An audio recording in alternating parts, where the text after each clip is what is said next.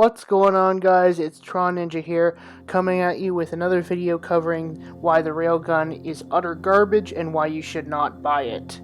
Quickly before we get into the video though, if you could give me a like, subscribe, hit the bell icon, and also check the eye at the top right of your screen so you don't miss past videos that I've made on this channel for GT Online. That'll all be appreciated. In this video, we're going to be finally covering this fucking weapon and why you should not be fucking buying this thing. This is actually a waste of money. It costs like $735,000, and as you're about to see in the test footage and everything that I've gathered for this video, it's not what people say it is. In fact, it's just an explosive round musket, really. And it's kind of pathetic that it costs this fucking much, and it just does terrible.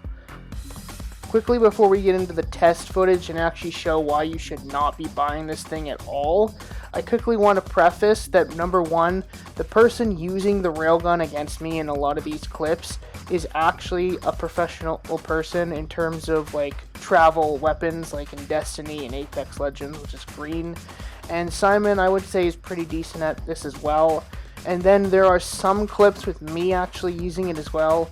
So these are people that actually know how to aim this thing and actually know bullet travel time and all that other stuff. Because yes, you heard that right, this thing is not hit scan, which means you have to wait for this thing to travel. So it required an actual person to be able to actually use this thing. So note that these tests actually consist of people that actually can use this thing, not your typical free mode player that is incapable of actually aiming an actual gun. The second thing I want to mention is that there's going to be two tests that are different for the jets. The one, firstly, is going to be no thermal, and then the second one is going to be thermal. The reason is quite simple, is because we all know that there are sweats out there that are still using thermal in lasers and other types of fighter jets. So actually being able to test it against thermal and non-thermal should give you an actual correct analogy of how actual powerful this thing is, which, spoiler alert, it really isn't. And against the helicopters, there's a lot less tests, so you'll see a lot less kills or a lot less railgun kills on helicopters. That's generally because helicopters are not supposed to last a long period of time in a battlefield. And generally speaking, the battlefield, you're not going to last very long. You die from homing missiles and all that other type of stuff pretty quickly because you're always hovering near the enemy. And finally, the third thing before we get into the testing and actually show you its range, I do want to preface that I'm only going to be showing 4 ground vehicles, or vehicles that can drive on the ground. And the reason is quite simple, is because against armored vehicles, this thing is complete shite. And the only 2 vehicles that are without armor that are a ground vehicle are the Deluxo and the Scramjet. So generally, I'm not going to be showing off many categories of the land vehicles, generally because I feel like this is a weapon that you would use on aircraft more than cars.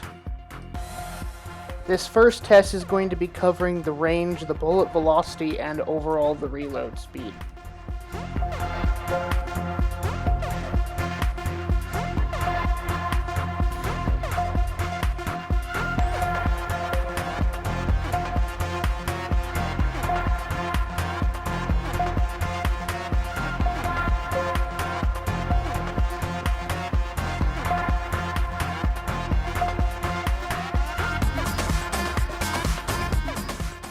So yes, generally speaking, the max range is at 500 meters, and the bullet velocity is 750, which doesn't sound like it's really slow, but it actually is.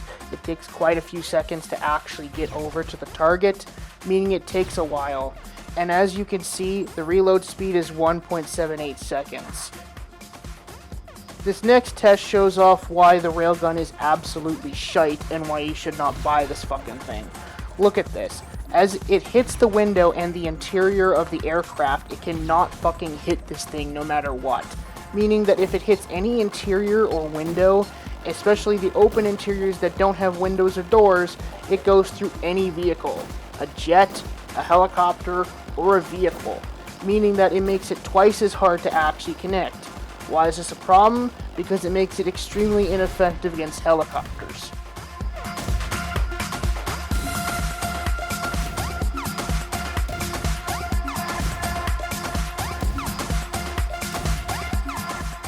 Yes, you saw that correctly.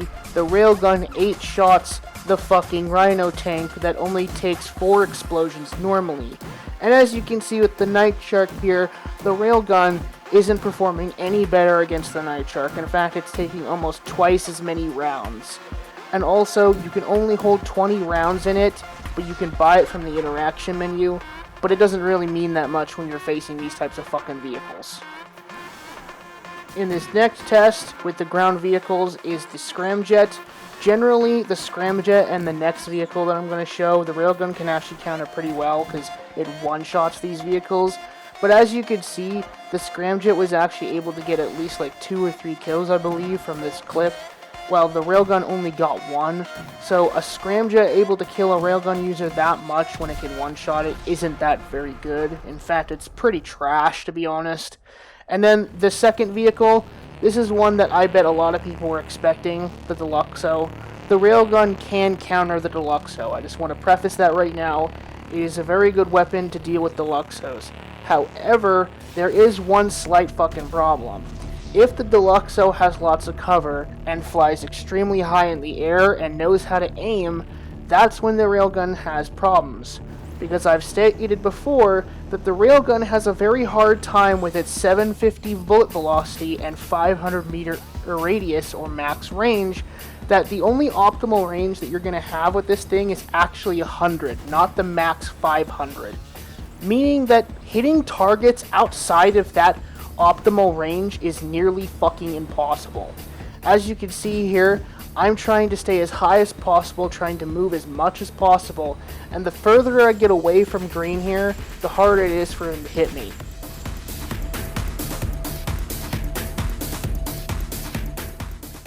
One thing I want to quickly mention before we get into the testing are 2 things. The required hits to kill each aircraft that we're going to be testing against the weapon, and the general stats first. First, the general stat first is that you have to actually go to the actual gun van added in the Drug Wars update. There will be a link in the description, so then you can find the location on the current map, so then you can find it. Then you have to purchase it for at max $735,000, which is like almost the same price as a automatic orbital cannon shot. You can buy the ammo from the actual interaction menu, so at least you don't have to go back to the fucking mobile operations center or the stupid gun van to constantly replenish it. And its bullet velocity is 750, its max range is 500 meters, although the optimal range for this thing is actually 100, so don't let that 500 meters fool you. You'd have to be incredibly lucky to hit something at 500 meters. The more optimal range with this weapon is actually 100, and its reload speed is 1.78, which you may not think that's fucking slow, but considering that you have to fucking reload this thing every fucking time you shoot and you miss, or even if you get a hit, that takes a long time. Now, we're going to be covering the actual shots required to kill the aircrafts. The Molotok is 2 hits. The Nokota is 2 hits. The laser is 1 hit, and is the only aircraft that can be 1 hit here out of the jets. The Hydra is 1 to 3 hits because Rockstar is a terrible developer that doesn't know how to make consistent fucking stats, because apparently the Hydra, for some fucking stupid reason, can take actually like 3 shots from this thing sometimes. The B-11 takes 5+ hits because it's the most armored aircraft. The Pyro takes 2 hits, Starling 2, Seabreeze 2. Now the helicopters, the Buzzard takes 1 hit, the Havok takes 1 hit, the Annihilator takes 1 hit, the Savage takes 4+ hits because it can be buggy sometimes with its hitbox when it gets hit by explosive rounds. The Hunter takes 6 hits, the Stealth Annihilator takes 1 hit, the Akula takes 6 hits because it shares the same armor as the Hunter, and the Sparrow and the Thruster take 1 hit.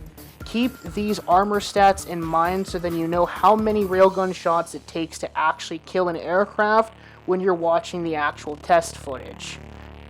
And another thing to keep in mind that is very important to know about this weapon, because Rockstar, again, is a terrible developer, is that this is actually a FOMO item.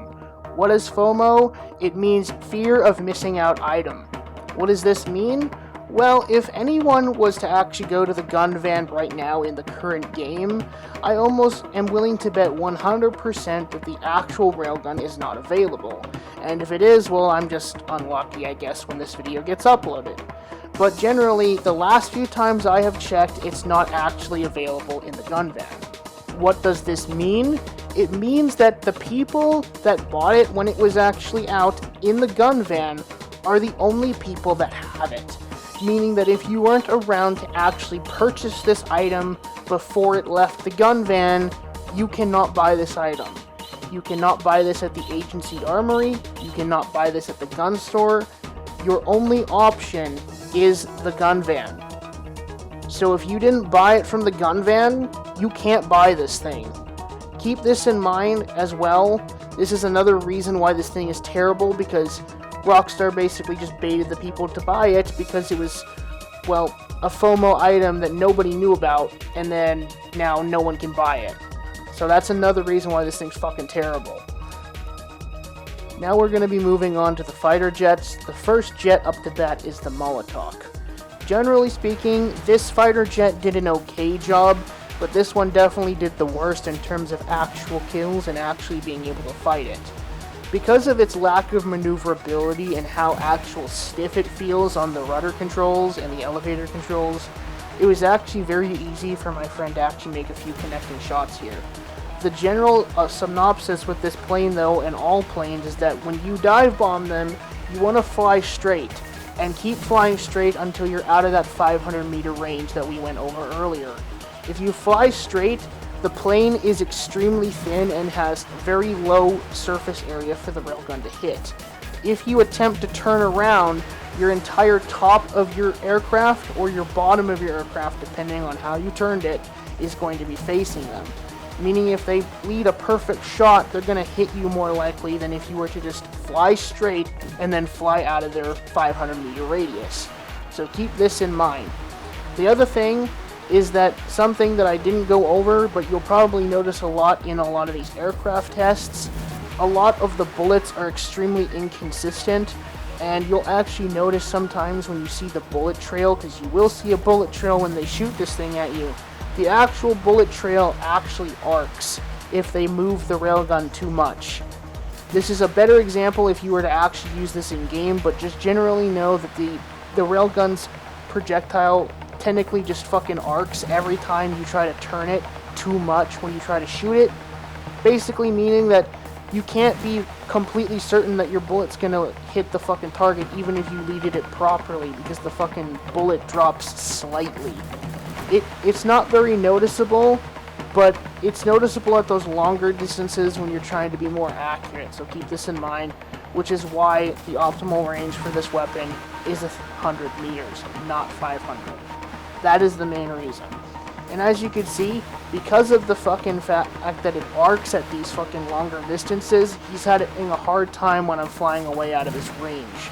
But when I get close and I fail to kill him, that's when he's gonna actually have a more chance of actually hitting me.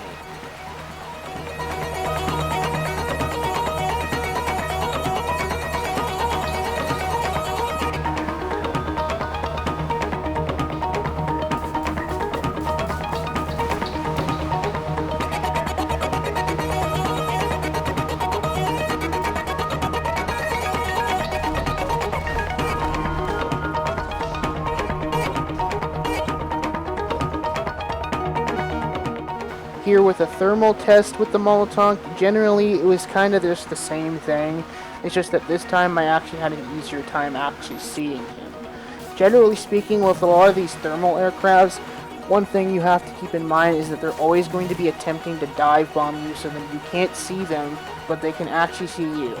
As you can see in the gameplay, I can actually see his thermal signature when I'm way in the air, and then pre-fire all my missiles. So generally, expect a lot of pilots to be using this more in the laser or the pyro, as I've seen, but generally if you face a thermal jet, they're going to be dive bombing you a lot more often than a normal jet would.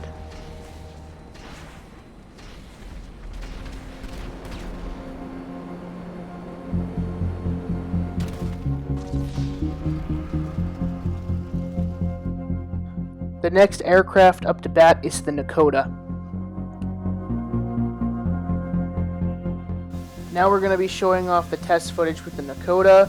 One thing to keep in mind that I mentioned in my Mark II video is that this thing can actually shoot 3 missiles from one missile pod on one wing, and then it switches to the other wing. The reason why this is important is because it actually makes bombing targets with this thing on one side of the aircraft a lot easier, meaning it's much easier to line up missiles and shots. So generally, in this test, you're not going to see much of a difference. It was more like the Molotok in a way, but it had different missiles. But generally, in the thermal test, you're going to see a large difference.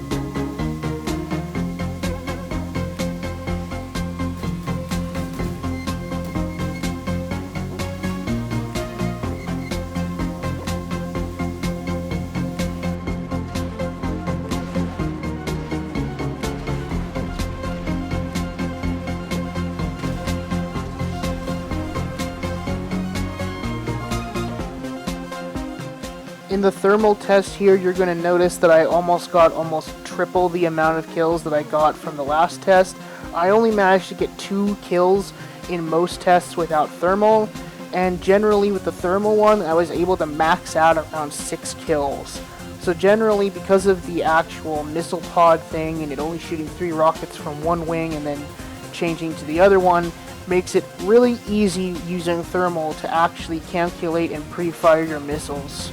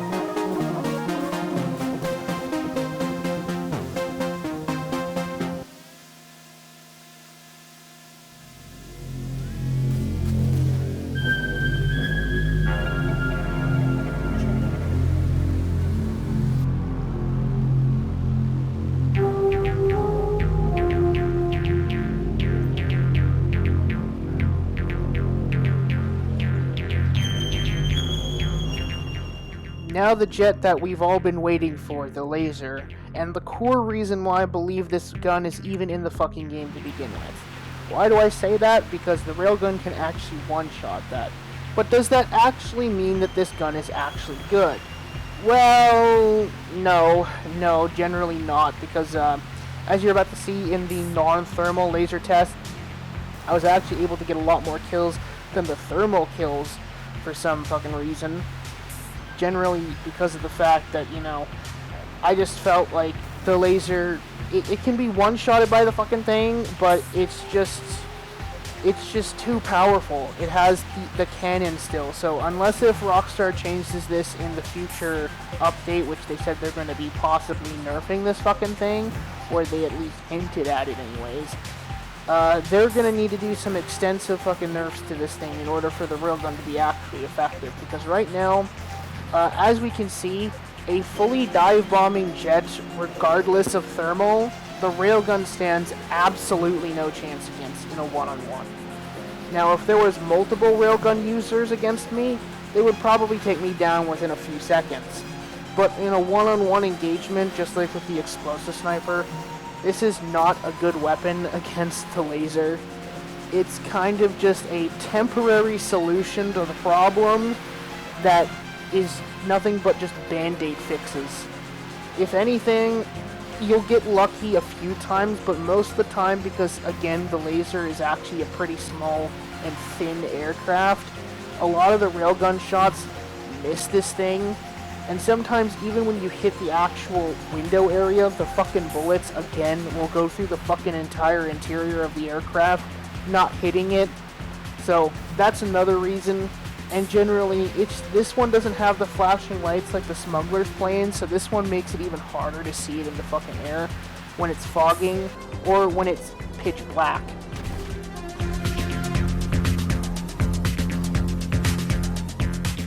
And now we're going to be moving on into the multiple thermal tests, because he actually shot me down a lot more often when I was using thermal. One thing to keep in mind when you're dealing with a laser, regardless of thermal or not, the best way that me and my friends have found to actually use the railgun against it is to die by just EWOing, and then hopefully you'll get a good spawn with a good angle and you'll be able to hit him while he's trying to turn or he's trying to ascend. That's generally the synopsis here. You want to try and keep EWOing and then try to get an angle on him from behind him or when he's trying to ascend. Trust me, it works. But generally it also matters on the actual location that you're doing it in.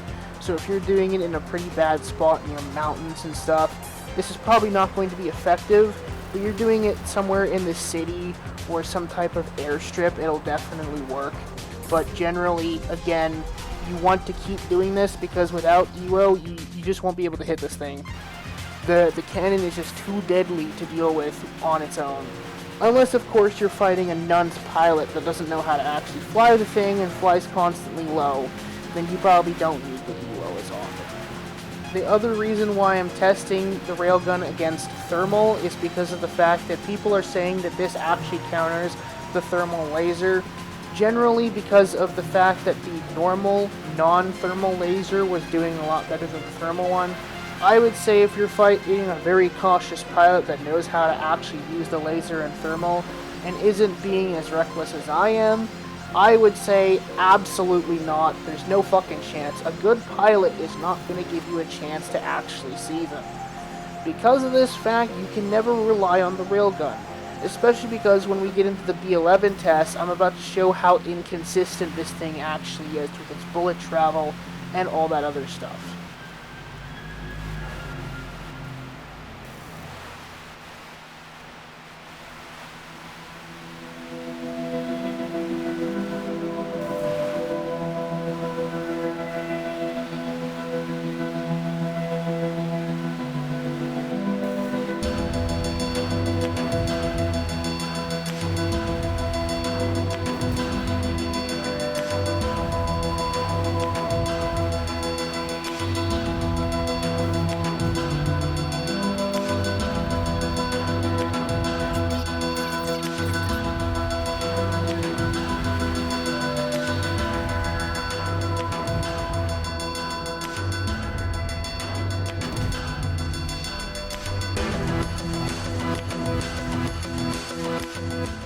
And finally, the third test is where I'm going to be on the ground and my friend's going to be the laser while I use the actual railgun.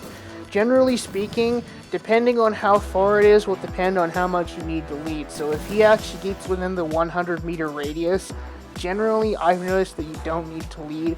But because we're on console and the fact that the frame rate is not as good as 60 FPS, and, well, analog sticks are not as responsive as actual keyboards, generally, the analog stick aim is just not very good or very responsive, so I find at times my analog stick is just bouncing in random directions sometimes when I'm trying to pre-aim, and I shoot randomly because I was trying to actually aim, and then it shoots early and then I completely miss. Generally, you will get them eventually if you do the EWO method that I've been showing off in the video, but generally, you need to watch out for when they're dive bombing you.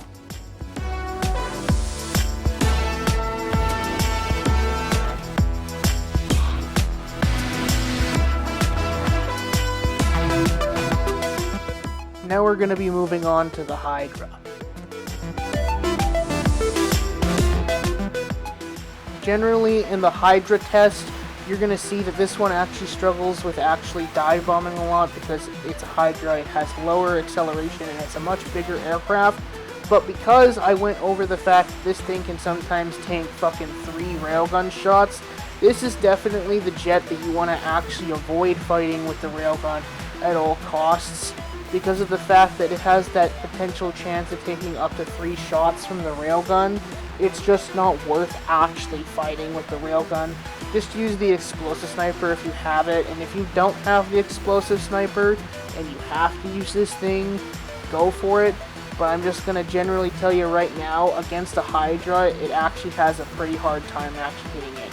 In this test, he did one-shot me, but in the other tests, he had to shoot me multiple times, so this is what I mean by inconsistency. So keep an eye out for this, and why you should really avoid trying to fight Hydras with this thing.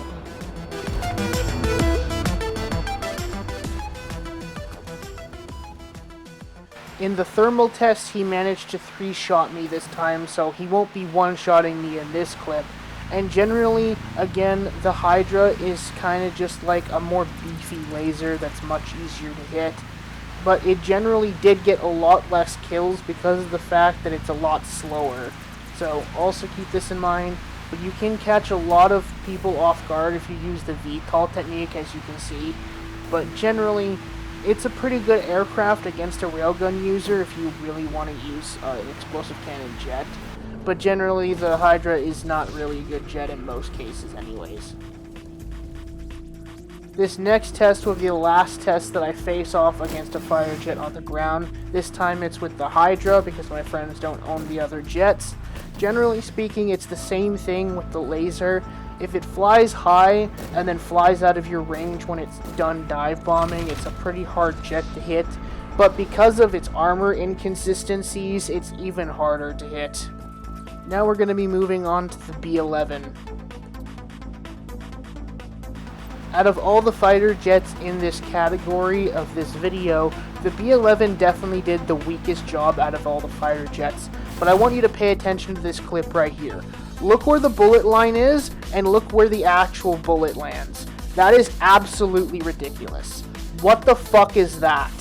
The bullet line didn't even go near the actual hangar, but the bullet lands on the actual hangar. This is what I mean by actual bullet drop and bullet velocity inconsistencies. The bullet lands in a completely different spot from where the actual trail effect goes, meaning it's inconsistent as fuck. So basically, you can never actually completely rely on it actually hitting anything. But generally, as you can also see, the B-11 is not a very good jet against the railgun. It's a very slow jet. It has very high chances of getting hit because of how slow it is. So generally, the railgun can counter the B-11 because of how slow it is.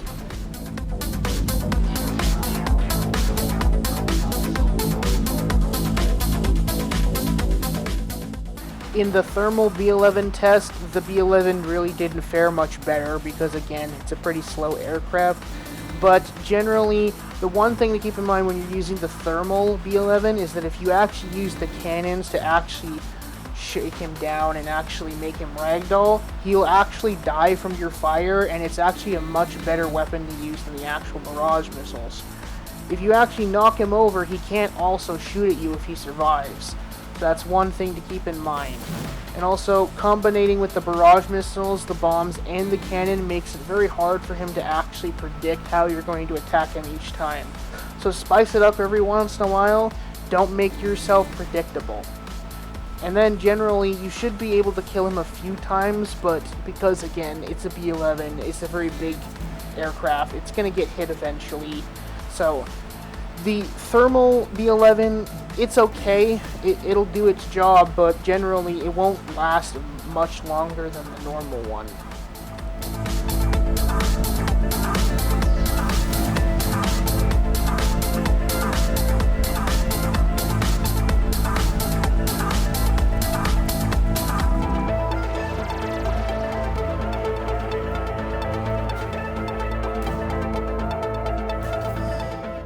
Again, in this clip, I want you to watch where the bullet actually hits the aircraft and the actual bullet line. Look at that. The bullet line is completely above the actual aircraft, but the bullet actually hits the aircraft. What is this actual weapon? Why is the actual bullet line not hitting the aircraft? And as you're able to see right here, again, the bullet line goes above the aircraft, but the bullet actually hits the aircraft. Now we're going to be moving on to the Pyro, the fastest jet in the game. One thing to keep in mind when you're actually fighting a Pyro with the Railgun is because of its actual tail, if you were to actually remove it, which yes you can, the actual aircraft is very thin and it has very minimal amounts of surface area for the actual shots to hit. So keep this in mind when you're actually fighting a Pyro. As you can generally see, Green is one of the best people that I had that can actually shoot this thing. He was consistently shooting me out of other aircrafts, but he was having a very hard time lining up shots with the Pyro because of how thin it is. So keep this in mind. And the other thing is that while it may be thin and hard to actually hit the Pyro with the actual railgun, if a pilot is inexperienced and doesn't really know how to handle the twitchy nature of the actual Pyro and shoot the missiles at ground targets, generally they're going to struggle. So a lot of Pyro pilots that are doing what I'm doing in the gameplay are probably going to be running thermal on this thing, because running thermal with this thing is just way more effective.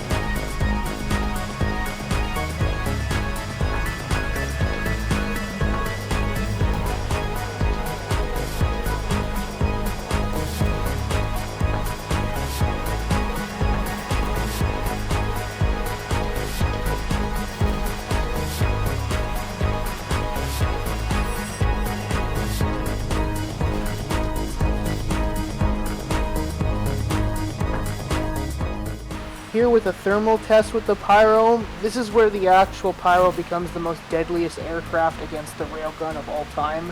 Because of its thin size and the fact that it's hard to hit with the railgun, but this thing can constantly see you on the surface area of the ground, it makes this thing's job extremely easy. This is probably like the worst jet to face against besides the laser.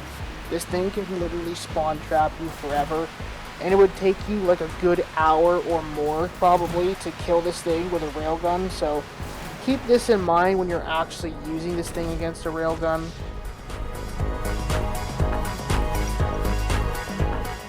The second last jet that we're going to be showing off is the Starling. Now everything that I just said about the Pyro, everything with the Pyro is almost twice as worse with the actual Starling, because the Starling is effective with or without thermal on all ground targets because of the fact that it has the boost, and it has an extreme amount of control over its speed, meaning it can actually slow down to a snail's pace or go extremely fast with its boost.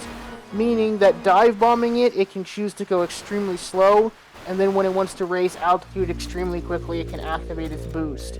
On top of that, it has bombs. A lot of these other planes with missiles didn't have bombs, so now it has two different ways of attacking a ground target. The only thing you need to keep in mind with this thing is constantly go refuel your fuel for your rocket boost when you have to actually leave. That's the most important thing, because if you lose boost while low at the ground, it's going to be very easy for him to hit you. And then generally, just switch up your attack style every once in a while. Go for a few missile attacks, go for a bomb attack or two, and then just keep changing it up. Make your attacks inconsistent and make them hard to predict. That's the general synopsis with the actual Starling. As long as you do that, it's pretty hard to actually hit this thing, especially because this is like the smallest aircraft in the game.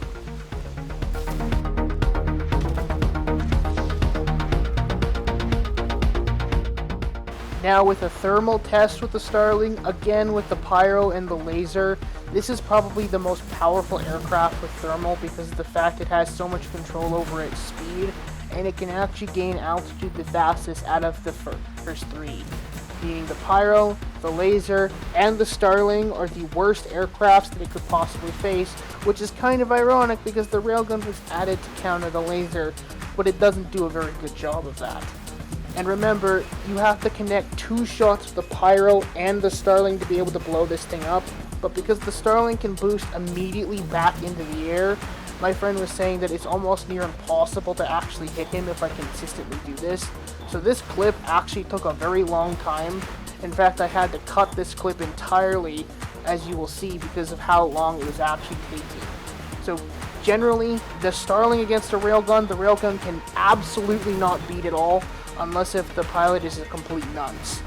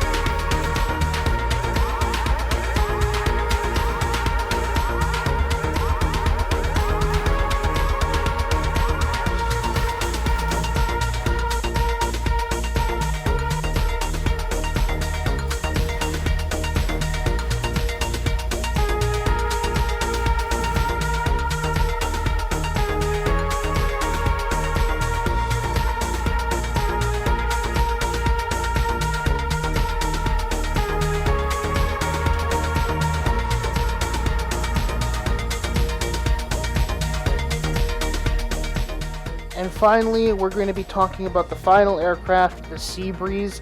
This aircraft will not have a thermal test, generally because of the fact that it only has bombs, and you don't really need thermal to actually use bombs. So generally speaking, I didn't put a thermal test on it for that reason. And as you can see, because it's a bomb aircraft only, it's not going to last very long against the Railgun, but it does a decent job. I was able to get around 2 to 3 kills with this thing against a Railgun user without dying. So generally, it's an okay aircraft. It's still pretty small, so if you're against a bad Railgun user, you could probably get a lot of kills on them with this thing, but generally, it's not the best aircraft you could use, but it's usable.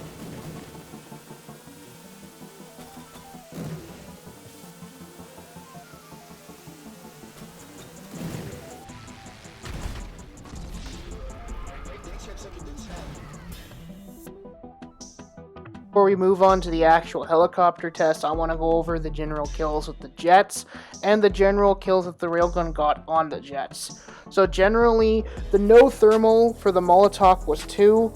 Molotok thermal kills were 2, and it was at 4.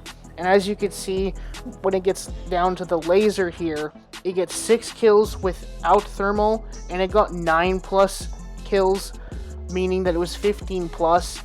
I didn't show all of the clips with the actual jets because I felt a lot of them were taking simply too long, but this is generally the actual number.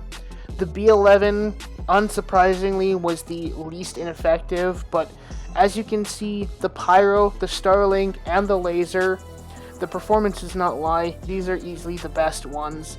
And the lesser performing ones were the Hydra, the Nokota, the Molotok especially, the B11, and the Seabreeze actually surprised me the most.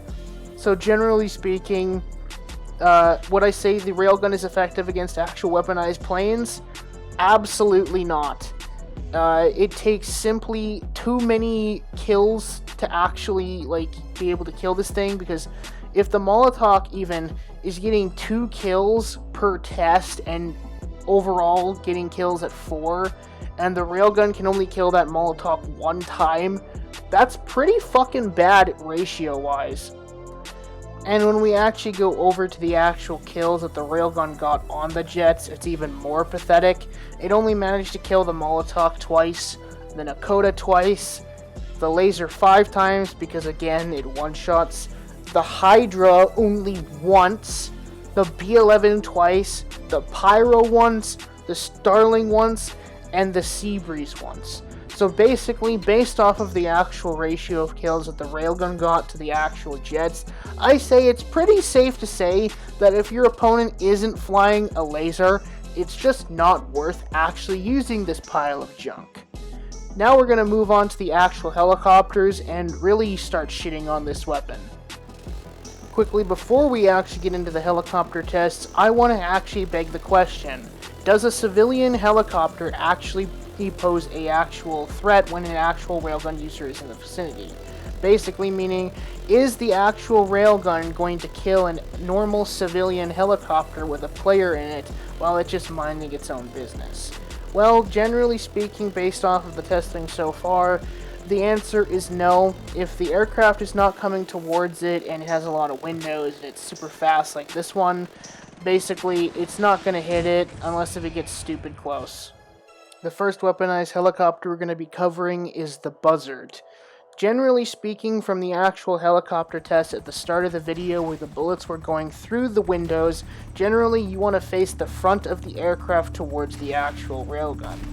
Why? Because the bullets can go through the interior and the windows, remember. So if the windows are constantly facing towards the actual opponent because the helicopter is pointing in that direction, it generally means that there's less surface area, or solid surface area, to actually land a shot. But if you point your actual helicopter too much to an actual side, he'll be able to actually hit your missile pods or the side of your actual helicopter.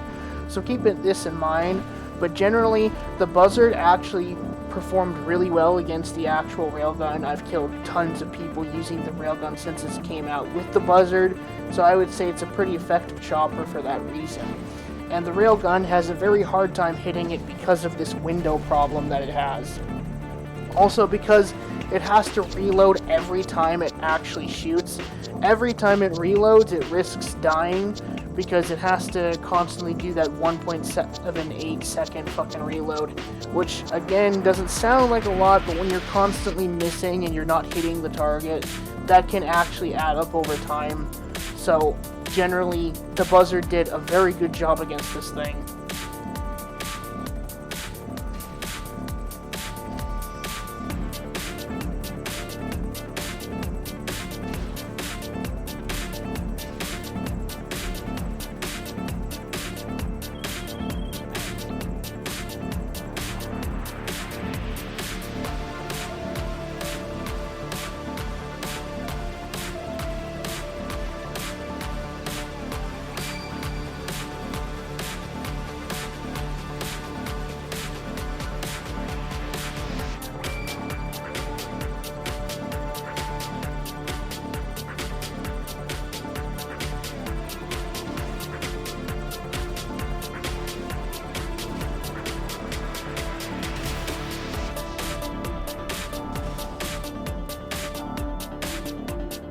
The next two tests in this video are going to be the Havok and the other chopper, which I'll show in a minute. These two tests are going to be generally pretty fast because of the fact that these choppers don't actually have homing missiles or explosive weaponry.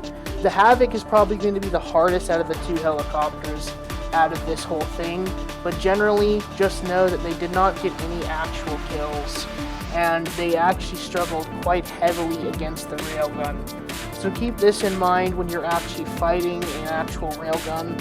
A Havok is not an effective chopper unless if you're facing like the biggest nunts of all that just can't aim. Which there's lots of GT Online players that can't aim even fucking rocket launchers in this game, so I'm sure you could find some players that can do that, but generally the Railgun just destroys these choppers. And the next chopper that's going to be very quick is the normal annihilator. This is pretty self-explanatory because they're both machine gun choppers. The Havok is just a smaller version of this thing. Generally, I could see you getting a lot of kills with the Havok because it's a small aircraft, but this thing, the Annihilator, it stands absolutely no chance. It's simply too slow, and it has large amounts of surface area of metal panels for the Railgun to hit this thing. So generally, this is like the one helicopter that it can beat, but are we really surprised that the Railgun can beat a Annihilator? I'm pretty sure we all knew that the Annihilator was going to never actually get a kill on the Railgun for this reason alone. It's simply too bulky, it's simply just too big, it's too slow, and it's just very easy to hit.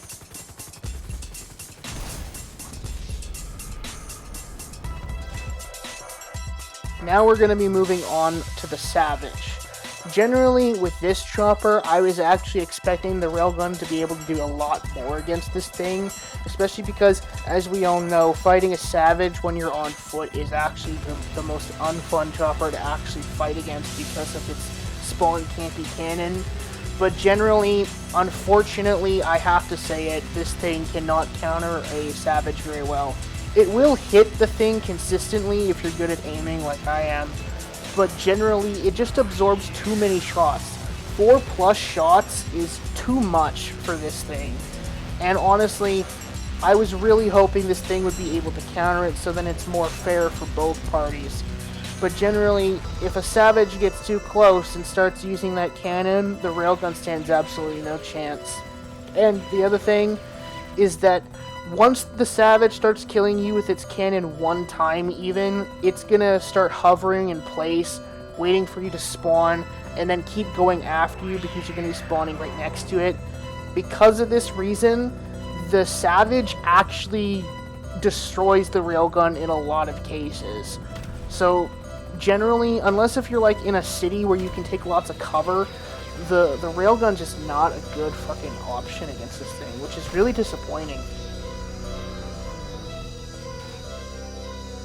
And here in the second test, I'm about to prove why it is not a very good weapon against the Savage. Generally, as we all know, Savage pilots that own the actual aircraft like to actually sneak up on their targets with Ghost Organization, just like with the Akula and the Stealth Annihilator. But the problem with this is that, well, if you actually have a very good Savage pilot, he can use Ghost Organization and Lester off radar to constantly attack you with chip kills, basically, which is what I basically call killing him, running away, and then he doesn't know where you actually are. Because of this, you can actually kill him a lot of times before you end up going aggressive when you lose the off radar, meaning you can even average a higher amount of kills than I actually got even in this testing. Because of this fact, the Savage is just too good against the Railgun. The Railgun just simply has too little of chances of actually destroying it. It can destroy it in the air, unlike the other two choppers, which I'm about to go over, that have lots of armor as well. But generally, it's not a very good option against it. Now we're going to be going into the Hunter attack helicopter. This one definitely is the one that the Railgun struggles against the most. And do keep in mind, we're not actually going over the Valkyrie cannon with the Valkyrie or the Hunter's cannon, because generally those are obvious counters. I'm focusing more on actual solo piloted aircraft. Generally speaking, the Hunter completely decimates the actual Railgun. It takes way too many shots to blow up a Hunter. it takes around 6 or 7, I believe. And because this thing has barrage missiles, this thing has bombs, this thing has homing missiles, and the fact that it has countermeasures to block homing launchers and shit, this thing takes way too long. Like, look at this. Now we're going to be moving on to the Stealth Annihilator. Generally speaking, this helicopter did an okay job for what it can actually do. It'll be one-shotted if the railgun actually hits it, but remember, this is a stealth helicopter like the Akula, so it can actually do the chip kill method, where it runs away after killing the player, and then it waits for a bit, letting the player that they just killed to drop their guard and then come towards them again. Generally, in most of the tests, I was able to average around a total of 3 kills, but I can get a lot more if the gunner was not actually good. Generally with the same test with the Akula, but this time this aircraft has armor, so now it can actually do the chip kill method or the aggressive method because of how many rounds it actually takes. It takes a ridiculous amount of rounds to actually kill this thing with a railgun, and if you have the barrage version, just like with my Stealth Annihilator, it takes loads of rockets. These last 2 aircraft are the bane of the railgun's existence, the first one being the Sparrow. Why is the Sparrow from Cayo Perico easily the best counter against the railgun? Because its entire front is just the window, and it has no actual side panels or missile pods sticking out the side of it. Because of this fact, it's the most thinnest helicopter in the entire fucking game, and the only place that they have a chance to actually hit you is where the cockpit is, which ironically is where the windows are. Because of this fact, and as long as you face your helicopter towards them, the bullets are always going to go through. Because of this fact, you can actually kill a railgun user a lot with the fucking Sparrow, and as you can see with the actual on foot test, I'm trying to kill my friend in his Sparrow, and I'm having a struggling time. He said almost 5 of my shots went through his interior before I actually killed him. And the final aircraft a part of this section is the thruster. This is by far the aircraft that the railgun has the hardest time to hit. Why? It doesn't have the window problem. Well, generally because it's just as small as a Oppressor Mark II. Because of this fact, it's very hard to actually get consistent shots on this thing, and because of its strafe mode when you held LB and RB at the same time, it makes it extremely hard to hit this thing and see it at far distances at the 500 meter max range. Because of this fact, you can actually struggle to hit this thing a large portion of the time, but this thing will absolutely destroy you.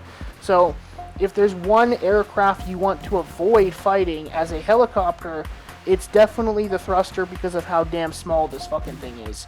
It literally took my friend almost 7 minutes for him to actually blow me out of the sky in one of the clips. So keep this in mind, the thruster is probably the worst enemy the railgun can face against if it's a helicopter. And in the test between me and my friend while he's in my jetpack while I try to shoot him, you can actually see how hard this thing is to actually see and predict leads. It's very small.